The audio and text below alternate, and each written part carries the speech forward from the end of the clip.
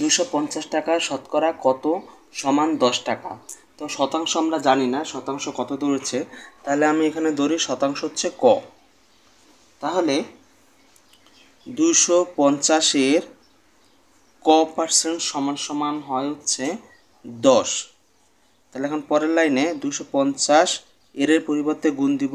তো আমরা জানি কোনো সংখ্যার সাথে পার্সেন্টেজ বসলে 100 দ্বারা ভাগ হয়, তাহলে 100 দ্বারা এখানে ভাগ করলাম, তারপর 10। এখন আমরা কোনাকুনি গুণ করব, কোনাকুনি গুণ করলে এখানে 1 দিয়ে 250 ককে গুণ করলে এটাই থাকে, সমান সমান এখানে 100 গুণ 10 হচ্ছে 1000।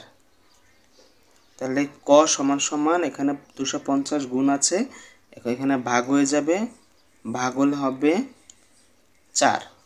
তা ক এর মান এখানে 4, মানে 4%। তাহলে 250-এর 4% হচ্ছে 10 টাকা। তাহলে এখানে 4% হচ্ছে এই প্রশ্নের উত্তর।